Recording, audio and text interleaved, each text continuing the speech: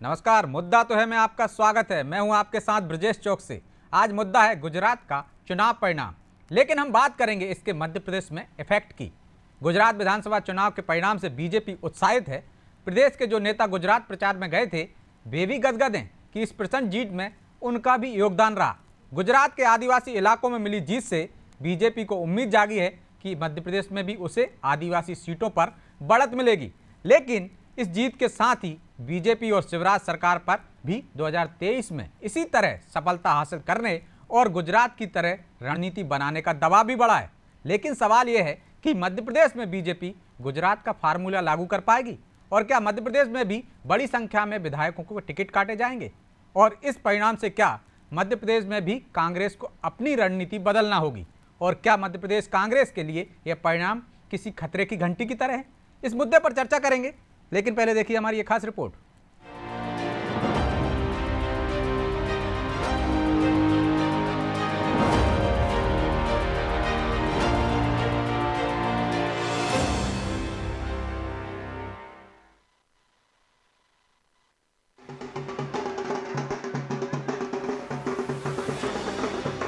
गुजरात के चुनावी इतिहास में पहली बार किसी पार्टी ने इतनी बड़ी जीत हासिल की है। भाजपा को 157 सीटों पर जीत मिलने की संभावना है। गुजरात के बाद मध्य प्रदेश में भी चुनाव है, इसलिए मध्य प्रदेश से गुजरात गए भाजपा और कांग्रेस नेताओं के परफॉर्मेंस पर सबकी नजर है। कांग्रेस ने जहां स्टार प्रचारक के रूप में कमलनाथ, दिग्विजय और कांतिलाल भूरिया को शामिल किया था, वहीं भाजपा ने स्टार प्रचारकों की लिस्ट में सीएम शिवराज सिंह चौहान, ज्योतिरादित्य सिंधिया को शामिल किया था। कांग्रेस की तरफ से पूर्व मंत्री जीतू पटवारी, उमंग सिंगार, विधायक कुणाल चौधरी को भी गुजरात में प्रचार के लिए भेजा गया था। वहीं भाजपा ने मध्य प्रदेश के गृह मंत्री डॉक्टर नरोत्तम मिश्रा को बनासकांठा की 9 विधानसभा सीटों की जिम्मेदारी सौंपी थी। मंत्री विश्वास सारंग, महेंद्र सिंह सिसोदिया, भूपेंद्र सिंह, मोहन यादव, इंदर सिंह परमार, अरविंद भदौरिया, राजवर्धन सिंह दत्तीगांव, जगदीश देवड़ा को भी अहम जिम्मेदारी दी गई थी। भाजपा प्रदेश अध्यक्ष विष्णु दत्त शर्मा भी चुनाव प्रचार करने पहुंचे थे। गुजरात की 37 विधानसभा सीटें मध्य प्रदेश से लगने के कारण मध्य प्रदेश के भाजपा कांग्रेस के नेताओं की गुजरात में बहुत डिमांड थी। अब चुनाव परिणाम आ चुके हैं तो ये स्पष्ट हो गया है कि मध्य प्रदेश के भाजपा नेताओं के प्रचार वाले क्षेत्रों में सक्सेस रेट 90% से अधिक रहा है। उधर मध्य प्रदेश कांग्रेस के नेताओं ने जिन क्षेत्रों में प्रचार किया, वहाँ कांग्रेस का सक्सेस रेट 10% भी नहीं रहा। आम आदमी पार्टी के भी फ्री बिजली पानी देने के प्रलोभन में मतदाता नहीं आया। गुजरात की जीत के बाद सीएम शिवराज ने राहुल गांधी की भारत जोड़ो यात्रा पर कटाक्ष करते हुए कहा कि गुजरात में कांग्रेस को 20 सीटें भी नहीं मिली। ऐसा ना हो कि राहुल गांधी को बाद में कांग्रेस खोजो यात्रा करनी पड़े।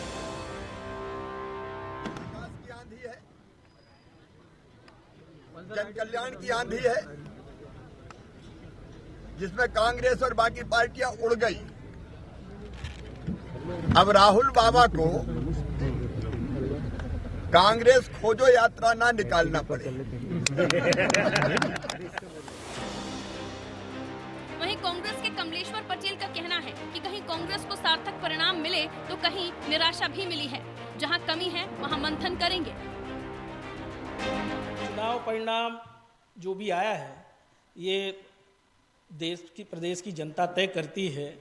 हमने कोशिश की, कहीं हमें अच्छे सार्थक परिणाम मिले हैं, कहीं निराशा हुई है, तो जहां कमी है वहां फिर से प्रयास करेंगे, मंथन करेंगे कि हम कहां कमी रह गई, क्यों नहीं जीत पाए।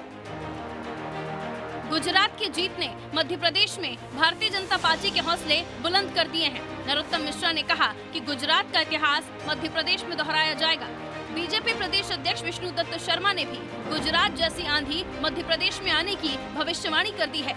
गुजरात के चुनावी परिणामों से मध्य प्रदेश कांग्रेस स्तब्ध है। कांग्रेस को गुजरात में इतनी दुर्गति की उम्मीद नहीं थी। कांग्रेस नेता मान रहे थे कि गुजरात के आदिवासी बेल्ट में कांग्रेस को सफलता मिलेगी, लेकिन आदिवासी क्षेत्र में कांग्रेस की बुरी पराजय हुई। मुस्लिम बहुल्य क्षेत्र की भी 19 में से 14 सीटें बीजेपी ने जीत ली। कांग्रेस के लिए गुजरात की हार खतरे की घंटी है।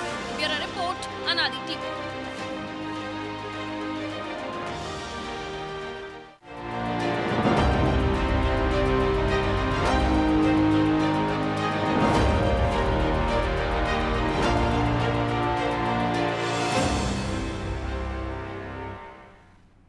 तो इन चुनाव परिणाम का मध्य प्रदेश पर क्या असर होगा, ये समझने की कोशिश करेंगे। और इसके लिए हमारे साथ जुड़ गए हैं राकेश शर्मा हैं बीजेपी नेता, आशीष दुबे वरिष्ठ पत्रकार हैं, योगेश यादव कांग्रेस नेता हैं और अतुल शर्मा आम आदमी पार्टी से। चारों मेहमानों का बहुत बहुत स्वागत है। आशीष जी, शुरुआत आपसे ही करेंगे। डबल इंजन की सरकार हमने देखा, एक ही नारा था, डबल इंजन की सरकार चाहिए। गुजरात में तो बुलेट ट्रेन बनकर दौड़ी, लेकिन हिमाचल में वो रफ्तार नहीं पकड़ पाई। और इन दोनों राज्यों के चुनाव परिणाम से मध्य प्रदेश पे क्या असर होगा? क्या गुजरात का फार्मूला यहाँ अपनाया जाएगा या हिमाचल से कोई सबक लिया जाएगा? देखिए, अब ये तो चुनाव परिणाम जो है दोनों पार्टियों के लिए एक केस स्टडी की तरह है कि इनको दोनों को इसको देखना होगा, क्योंकि मध्य प्रदेश की परिस्थितियां चुनाव में गुजरात से थोड़ी अलग है। पार्टी की समानता अगर हम मान लें तो ठीक है, मध्य प्रदेश की स्थितियां, परिस्थितियां और मध्य प्रदेश में पिछले 5, 7, 8 वर्षों का जो उथल पुथल है राजनीतिक रूप से, और खासतौर पर 3 साल की, वो ज्यादा मायने रखेगी मध्य प्रदेश में। गुजरात में ये स्थितियां नहीं है। गुजरात में लगातार निष्कंटक शासन है भाजपा का, तो ये बिल्कुल तय माना जा रहा था कि गुजरात में भाजपा का 120 प्लस सीटें आएंगी। अगर कांग्रेस का प्रदर्शन इतना कमजोर रहा तो इसकी सीधी वजह यह है कि कांग्रेस ने वहां पे आधे मन से लड़ाई लड़ी। कांग्रेस यदि लड़ाई लड़ती तो जो पार्टियां अपना 25 से 27% वोट जो बनाए रखने में लगभग कामयाब हो गई है, कोई और लड़ाई लड़ती तो पिछले नतीजे तक पहुंच सकती थी। लेकिन अब ये उनकी पार्टी की रणनीति और ये सब चीजें हैं, उनका विश्लेषण है, और अभी जब और विश्लेषण आएंगे तो समझ आएगा कि आम आदमी पार्टी ने कहां कहां नुकसान पहुंचाया है। अब आम आदमी पार्टी फैक्टर का जो मसला है मध्य प्रदेश में, उसको कांग्रेस को सीरियसली लेना होगा और बहुत हर चीजों को, जो एक नई शैली है कांग्रेस की कि हर चीजों को सिरे से खारिज कर देने की, वो ठीक नहीं। इस चीज को गौर से देखना होगा। और दूसरी बात है कि भाजपा जैसी एक ऑर्गेनाइज जो पार्टी है संगठन के लिहाज से और सत्ता का जो उसके पास है, तो मध्य प्रदेश में भी ऑलरेडी वो डबल इंजन है, इंटरनली ही डबल इंजन है कि संगठन मजबूत है, सत्ता की ताकत है, और तीसरा इंजन उनके साथ लगा है केंद्र सरकार का। जो सारे नेता यहाँ पर जो चुनाव में उतरेंगे मध्य प्रदेश और उत्तर प्रदेश और गुजरात में जैसा हुआ है, तो अब इसमें कांग्रेस को देखना होगा कि वो अपनी जगह किसी भी हाल में ना छोड़े, क्योंकि नगरीय निकाय चुनाव में कांग्रेस ने अच्छा प्रदर्शन करने के बावजूद भी ये सबक लिया होगा कि कुछ नए दलों की वजह से उसे कई जगह बहुत जबरदस्त नुकसान हुआ, खासतौर पर ओबीसी की पार्टी से और आम आदमी पार्टी से। तो मध्य प्रदेश की चुनाव परिस्थितियां अलग हैं, और गुजरात जैसा चुनाव परिणाम अभी ऐसा नहीं लगता है ऐसी कोई आंधी है। ये आंधी अलबत्ता 2003 में थी, जब कांग्रेस की सरकार को बुरी तरह से नुकसान, तो तत्कालीन सरकार। तो अभी जो उस तरह की आंधी तो नहीं है, लेकिन इस तरह का जो एक ये जो मोमेंटम मिलता है पार्टी को, इस तरह से जो आत्मविश्वास मिलता है, उससे कांग्रेस को सबक लेना होगा और कांग्रेस को अपने संगठन को मजबूत करना होगा, जो सबसे बड़ी कांग्रेस की एक किस्म से कमजोरी है। तो योगेश जी, सबसे बड़ी कमजोरी है संगठन आपका उतना मजबूत नहीं हो पा रहा है, इतना मजबूत करने की बार बार कमलनाथ जी मध्य प्रदेश में करने की बात कर रहे हैं। तो गुजरात से जो खबर आई है वो कहीं खतरे की घंटी है क्या? सबक लेंगे और मध्य प्रदेश में बेहतर परिणाम की उम्मीद रखते हैं? पहले तो मैं आपको ये बता दूं कि भारतीय जनता पार्टी को मध्य प्रदेश से और गुजरात के चुनाव की तुलना नहीं करके खुश नहीं होना चाहिए। ये बेवजह गाल बजाने की घटना है कि आप गुजरात के चुनाव को लेकर मध्य प्रदेश में खुशी जाहिर कर रहे हैं। तो ये भी याद रखना चाहिए कि हिमाचल प्रदेश में भारतीय जनता पार्टी की पराजय भी हुई है। और जहां तक गुजरात के चुनाव का सवाल है, तो गुजरात का चुनाव भावनात्मक आधार पर लड़ा गया। वहां पर नरेंद्र मोदी जी ने जिस तरीके से हर विधानसभा क्षेत्र में वो डोले हैं, उसका मूल कारण ये था कि उन्होंने एक इमोशनली ब्लैकमेलिंग किया कि गुजरात का बेटा हूं मैं और संकट में हैं हम लोग, और जिस तरीके से प्रचार किया गया, ये जो वोट मेरे ये भावनात्मक वोटिंग था, क्योंकि गुजरात की जो भारतीय जनता पार्टी की सरकार है वो बहुत सफल सरकार इसलिए नहीं कहेंगे कि कोई उपलब्धियों के आधार पर ये वोटिंग नहीं हुआ है, क्योंकि यदि उपलब्धियों के आधार पर वोटिंग होता, गुजरात में यदि प्रशासनिक तौर पर प्रशासनिक क्षमताओं के आधार पर यदि वोटिंग होता, तो 3 मुख्यमंत्रियों को नहीं बदलना पड़ता। 3 मुख्यमंत्री बदले गए हैं भारतीय जनता। ये है कि गुजरात में मुख्यमंत्री, लेकिन आशीष जी तो कह रहे हैं कि आप आधे अधूरे मन से लड़े, वहां पे ताकत नहीं लगाई आपने। क्या कह रहे हैं? आधे अधूरे मन से लड़े वहां पे गुजरात में आप। नहीं, बिल्कुल। देखिए, हमें ये बात हम अच्छी तरह जानते थे, इस बात को हम स्वीकार करेंगे बिल्कुल कि जो लक्ष्य निर्धारित किया गया था उस पर हमारी एकाग्रता कम थी, और राहुल जी का देशव्यापी है महत्वपूर्ण है।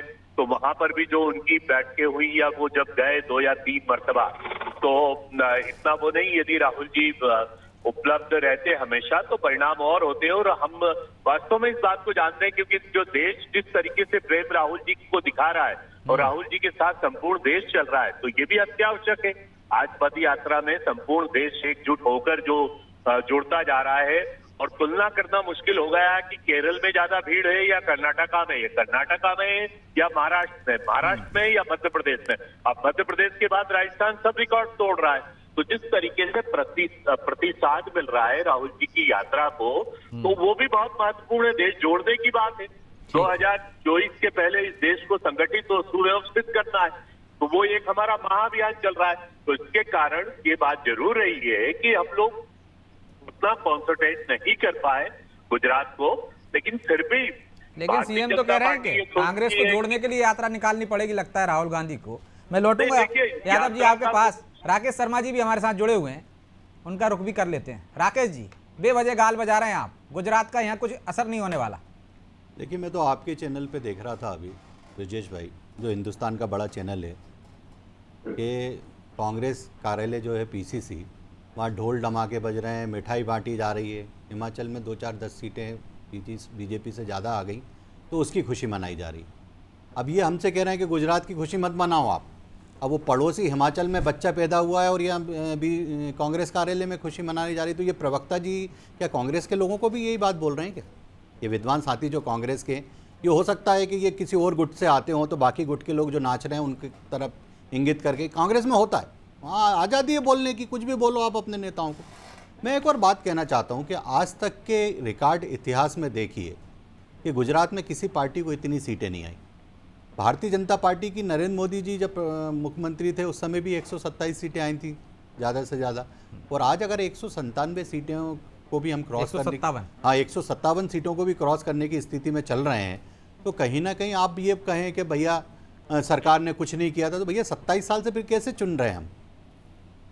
7 बार लगातार हमारी सरकार ब्लैकमेल करते हो आप। देखिए, भावनात्मक रूप से ब्लैकमेल कौन करता है? औकात की बात कर ली, कभी तो मौत का सौदा कौन बोलता है? हम बोलते हैं क्या? तो रावण बोल दिया। नहीं, हम बोलते हैं क्या? तो बाकी चीजें धरी रह गई। नहीं तो हम बोलते हैं क्या? और हम इनको वो देते हैं कि सुपारी, क्या आओ आप प्रधानमंत्री के बारे में ऐसे अपशब्दों का उपयोग करो। देश का प्रधानमंत्री है भैया, गुजरात का बेटा है। और हम तो ये कांग्रेस से पूछते हैं कि जिसका जन्म उत्तर प्रदेश से हुआ, सबसे ज़्यादा सीटें उत्तर प्रदेश से जीतती थी, राहुल गांधी चुनाव हार के भाग गए छोड़ के। तो ये तो विचार करो ना कि आपको क्यों लोग स्वीकार नहीं कर रहे हैं। आज कांग्रेस कह रही है पूरा देश राहुल गांधी के साथ चल रहा है। 4 प्रदेशों में इससे पहले चुनाव हुए थे, कांग्रेस पार्टी हार गई। उत्तर प्रदेश में 296 स्थानों पर कांग्रेस की जमानत जब्त हो गई। एमसीडी चुनाव में कांग्रेस साफ हो गई और उसकी खुशी मना रही है एमसीडी चुनाव की, कि साहब भारतीय जनता पार्टी चुनाव हार गई एमसीडी का, उसकी खुशी हो रही है कांग्रेस को। मतलब तुम्हारे यहाँ मातम छाया हुआ है, लाशों के ढेर लगे हुए हैं, पर पड़ोस में शादी हो रही है और वहाँ संगीत बज रहा महिला, तो तुम पहले डांस करने जाओ, आप दोनों को फिर अपनी लाशों की चिंता करो। मिल गया एक राज्य। देखिए, मेरा ये कहना है कि भारतीय जनता पार्टी कितनी ईमानदारी से ब्रजेश जी चुनाव में प्रचार करती है कि मध्य प्रदेश के गृह मंत्री लोह पुरुष नरोत्तम मिश्रा जी लगातार बनासकांठा में कंटिन्यू वहीं कैंप करके रहे, वहाँ प्रचार करते रहे, वहाँ क्षेत्र को संभालते रहे। और आज अगर हम वहाँ जीते हैं, मिश्रा जी इतने काबिल होते तो डबरा भी जिता देते उपचुनाव में। देखिए, मेरा ये कहना है कि एक उपचुनाव की बात मत कीजिए। उत्तर प्रदेश गए नरोत्तम मिश्रा, वहाँ भारतीय जनता पार्टी जीती। जहाँ जहाँ नरोत्तम मिश्रा जाते हैं वहाँ भारतीय जनता पार्टी जीतती है। तो ये तो हमारे शुभंकर है। तो कितने जगह भेजोगे एक ही आदमी को, ये बता दो ना। एक ही तारीख में चुनाव थे, हम तो ये पूछ रहे हैं ना कि इनके तीनों स्टार प्रचारक तो मध्य प्रदेश में डोल रहे थे, ये क्यों नहीं गए? दिग्विजय सिंह ने कितनी सभा ले ली, कमलनाथ ने कितनी सभा ले ली, कांतिलाल भूरिया ने कितनी सभा ले ली, बताओ ना। वो ये कहते हैं कि भाई आम आदमी पार्टी खड़ी थी इसलिए कांग्रेस हार गई, तो हिमाचल में भी खड़ी थी आम आदमी पार्टी। तो ये जो दो मुंही बातें करते हैं कांग्रेस के नेता, इस बात को स्वीकार करें कि कांग्रेस पार्टी हिम्मत नहीं जुटा पा रही है जनता के बीच जाने की, और उनके नेता सिर्फ चेहरा दिखाने का काम करते हैं। तो वो राहुल को चेहरा दिखा रहे थे मध्य प्रदेश में।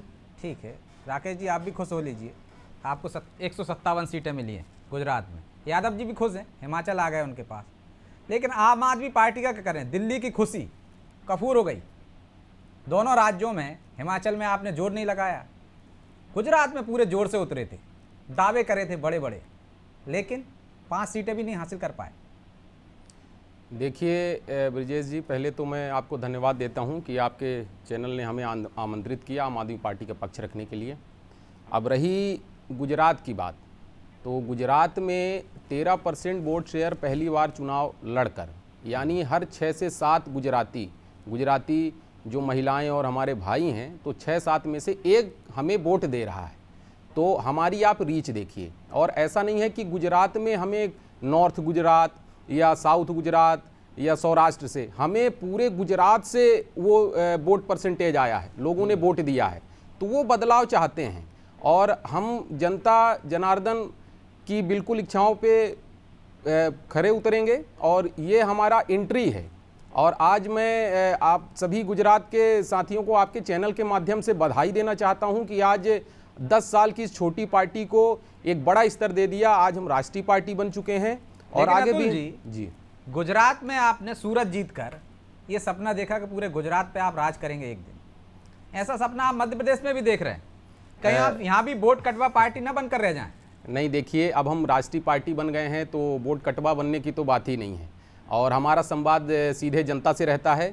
हमको बीजेपी या कांग्रेस के नेताओं से या उनके विचारधाराओं से कोई मतलब नहीं है। हमें तो बस उनको शिक्षा स्वास्थ्य देना है, बिजली पानी देना है, जो जनता जनार्दन को समझ में आ रहा है। और आपने मध्य प्रदेश की बात कही, तो मैं मध्य प्रदेश में आपको बताना चाहूँगा कि 16 में से एक हमारा मेयर भी यहाँ से चुन के आया है। इसलिए तो कह रहा हूँ मैं, आप सूरत में भी आपके साथ ऐसा हुआ था। जी। तो आपने कहा गुजरात जीत लेंगे, यहाँ एक मेयर जीत लिया आपने, तो आपको लग रहा है कि मध्य प्रदेश में भी आप प्रचंड बहुमत से आ जाएंगे? मध्य प्रदेश में प्रचंड बहुमत से आने का वजह ये है सर कि यहाँ पे महापौर के अलावा हमारे 47 से अधिक पार्षद हैं और जितने भी हमारे ग्रामीण और निकाय हैं उनमें से हमारे कहीं ना कहीं समर्थित प्रत्याशी और जीते हुए उम्मीदवार हैं। तो यहाँ पे हमारा संगठन खड़ा हो चुका है।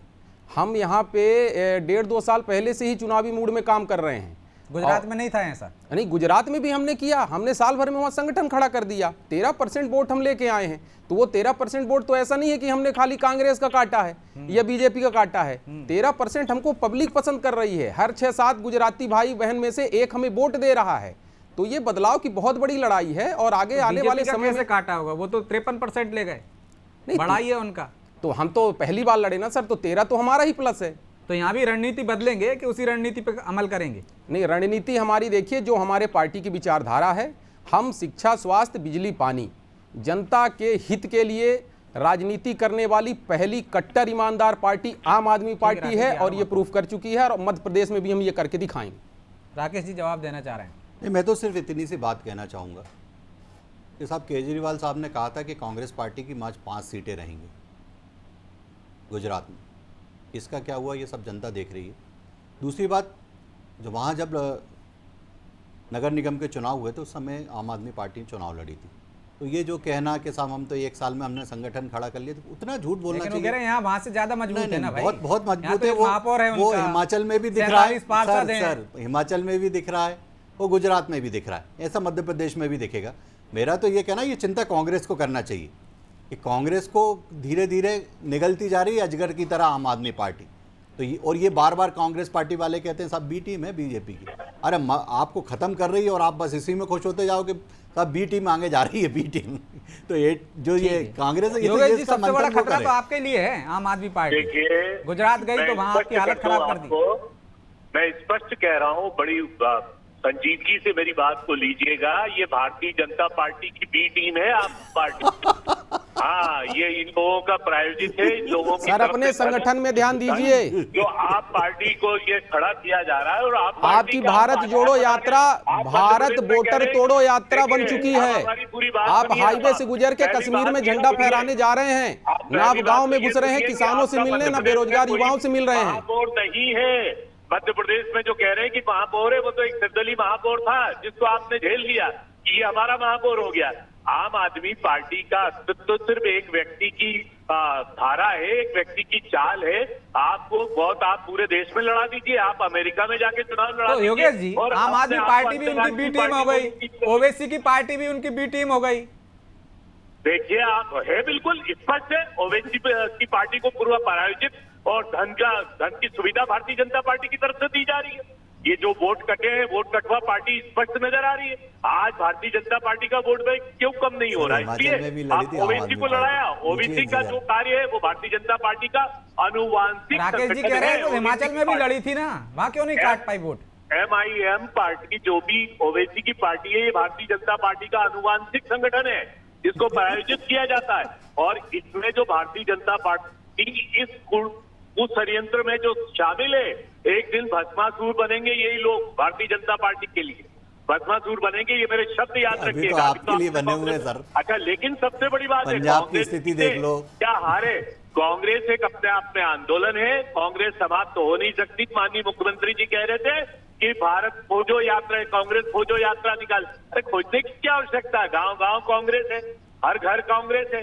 और अभी तो देख लीजिएगा 2024 के चुनाव में जिस तरीके से राहुल जी को समर्थन प्राप्त हो रहा है, पूरे देश में प्रेम प्राप्त हो रहा है, उससे बौखलाहट हो गई। आज नरेंद्र मोदी जी को गुजरात जिस तरीके का समय देना पड़ा और घबराहट कायम हुई। आज नरेंद्र मोदी जी को जो सबसे बड़ा फोबिया है वो गांधी परिवार का फोबिया है।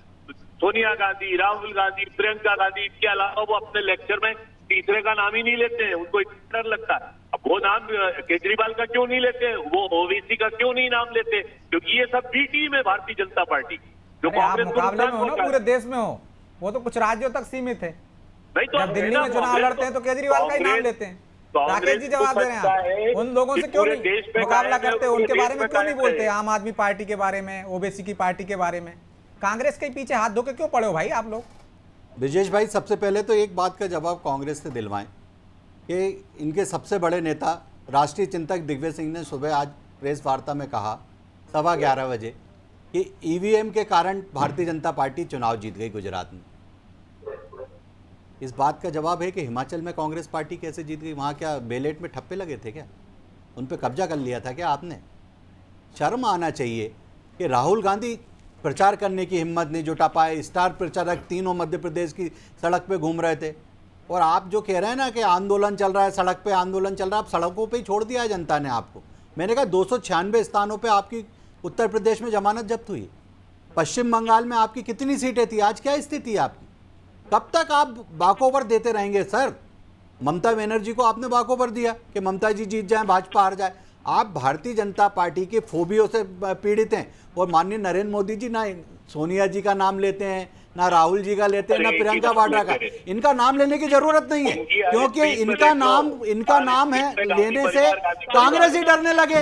हिमाचल में राहुल गए नहीं तो गलती से कुछ सीटें जीत गए आप, नहीं तो इनको भी अगर राहुल को वहां चरण रखवा देते ना मिस्टर बंटाधार राहुल का, तो हिमाचल में भी सफाया हो जाता, क्योंकि जनता फिर देख लेती कि कौन क्या है और किसकी कितनी दिमाग है, कितनी अकल है। वहां भी लीटर में आटा बेच देते और आलू से सोना बनवा देते। देख रहा है तो इसका जवाब दो ना भैया। ये ईवीएम है, फलाना है, प्रचार मत करो। ए टीम, बी टीम, सी टीम, यही करते रहेंगे टेबल पे बैठकर। राहुल जी से पूरा देशमय हो गया भैया। आप छिंदवाड़ा मॉडल पेश करते हो पूरे मध्य प्रदेश में। अभी 6 स्थानों पे चुनाव हुआ जिसमें से 4 पे कांग्रेस हार गई। जरा इसका भी जवाब दे दो। छिंदवाड़ा मॉडल, कमलनाथ मॉडल, 6 में से 4 स्थान पे हार गई कांग्रेस पार्टी। आप तो यात्रा निकालो, हमें कोई दिक्कत नहीं है। आपकी धीरे धीरे ये शव यात्रा में बदलती जा रही है कांग्रेस की। जैसे शव यात्रा निकलती है ना किसी व्यक्ति की, वैसे ये यात्रा शव यात्रा बन रही है कांग्रेस की, और आप उसमें ही खुश हैं। हमें कोई दिक्कत नहीं है, हमें कोई, उसमें भी ढोल बजते हैं शव यात्रा में आगे। वही आप अगर उसी को खुशी का ढोल समझ रहे हैं। छिंदवाड़ा में 6 में से 4 स्थान हार गए। कमलनाथ मॉडल, ये है कमलनाथ मॉडल, ये है कांग्रेस की स्थिति। 2018 में गवर्नमेंट बनी थी, आपने खरीद ली है, खरीद फरोख्त कर ली आपने। अरे आपके बिक रहे थे क्या? अभी भी बिक रहे हैं क्या? अभी 19 लोगों ने दिया था राष्ट्रपति में वोट, तो उनको भी कह दो बिके हुए। बोल दो ना, अभी तो वो कांग्रेस में है, अभी से प्रैक्टिस करो उनको कि बिक गए वो। बहरहाल अब समय की बात करो भैया कि कांग्रेस क्यों डूब रही है। ब्रजेश जी चाहता हूं, अतुल जी क्षमा चाहता हूं, मैं आपके पास नहीं आ पाऊंगा। अतुल जी, समय की बड़ी बाध्यता है, 30 सेकंड देता हूं मैं, दीजिए सेकंड। अभी ए टीम बी टीम की बातें खूब सारी चल रही हैं, तो हम तो आज हमने भारत की हम राष्ट्रीय टीम है ये साबित हो गया। दूसरी चीज़ कि कई सारे वीडियो आपको मिल जाएंगे सोशल मीडिया में कांग्रेस जो है वो गुजरात में बीजेपी को जिताने का काम की है। ठीक, वो पब्लिक के बीच जाती थी, कई वीडियो आपको मिल जाएंगे। विजय जी सुन लीजिए, वो वहां पे पब्लिक के पास जाती थी और बोलती थी कि चारों मेहमानों का अगर बहुत मुझे धन्यवाद चर्चा में शामिल होने के लिए। तो ये दोनों राज्यों के जो चुनाव परिणाम आए हैं, दोनों ही पार्टियों के लिए, आम आदमी पार्टी के लिए, कांग्रेस के लिए और बीजेपी के लिए कहीं ना कहीं सबक है। क्या गुजरात का फार्मूला मध्य प्रदेश में लागू होगा और हिमाचल का फार्मूला क्या कांग्रेस मध्य प्रदेश में लागू करेगी? इन चुनाव परिणाम के मध्य प्रदेश में क्या असर होगा, उसके लिए आपको इंतजार करना पड़ेगा। 2023 में जब परिणाम आएंगे तब पता चलेगा कि इनका असर हुआ या नहीं हुआ। बहरहाल मुद्दा तो है में इतना ही। मुझे दीजिए इजाजत और आप देखते रहिए अनादि टीवी। नमस्कार।